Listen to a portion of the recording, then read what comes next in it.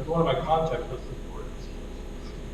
Okay, so what we're going to do now is we're going to think about, is this really true? I'm going to try to convince you that it's really true. You can even come convince yourself and play with it at the end.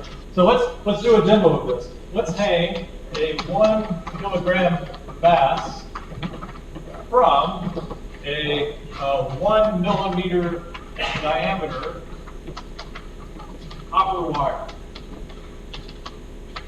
And let's make L equals 10 meters. How on earth are we going to do all that? Oh, look, we already have one here. Okay. This is a copper wire hanging all the way from that little crane thing up there. Okay. And it's on a little thing. And right now, it's like going down to about 55.2. So let's see if we put a weight on it, if it goes down. Okay. This is a little bit of a trust me demonstration. There'll be more to it.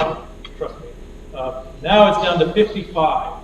It actually goes down 2 millimeters because we're stretching it. Okay? If you feel it like this, you come up later and pull on it, you can feel it. It's like a spring. We've made a spring. Look.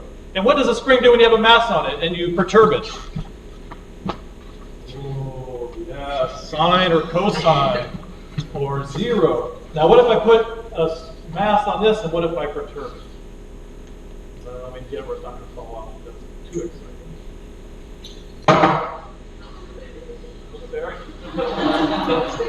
Okay, so you see, oh, look at it go. See it going up and down? That's my favorite part of the lecture. It's a spring. It's a mass of a spring. It's got a really high spring constant, which is why it moves up and down so fast. It's also tilting a little bit. So it's a mass of a spring. We just calculate the spring constant. Oh, no, we didn't yet. Okay. Let's calculate the spring constant. So what we would do is just what we did before. We would say K equals Y A over L. That's literally all you got to do. Right? So the Y for copper is 11 times 10 to the 11 times 10 to the 10. Good Lord, that sounds high. What's the unit on that? Oh my God. It must be Newton per meter squared. Yeah, it's pressure. Newton per meter squared. And then what's the cross-sectional area of the wire? So the area you care about is the cross-sectional area. So pi times the radius squared. So that's very teeny. A very large Young's modulus. The Young's modulus is this slope. Never defined it. There it is. And then over the length, also the length was 10 meters.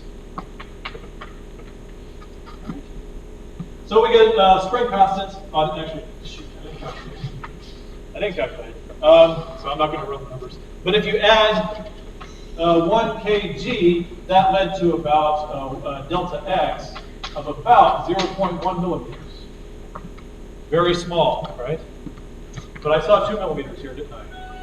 That's because I got a new wire. I wanted it to actually move. So this wire is actually about a third of 1 millimeter. Okay, so about a third of that. So that increases the whole thing by 10. So the delta x goes up to 1 millimeter. And that's about what we saw, 1 millimeter. If you want to come play with it later, you can see 1 millimeter. You can pull 1 kilogram of weight, you can see 1 millimeter. There's definitely a spring. Okay, so now, the next question is, well, there's 2 questions we can still answer. Okay, one is, why do springs look like this? You ever wonder? I bet you know it here is ever wondering why a spring is shaped like that. Why is it shaped like that? Because I made the world's crappiest spring here, okay? So say you have an engineering problem and you need a spring that can extend 1 millimeter. Like, okay, I got this great thing for you. It's 10 meters long. You got to hang it from the ceiling.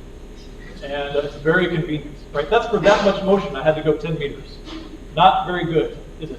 Okay, so what we do instead is you coil up a wire, and you're actually not using the extension of the wire. You actually, there's other ways a solid material can bend. Right? So if we have this, we've been talking about what's called a torsional compression, and a torsional motion. I'm sorry, a compressive compression.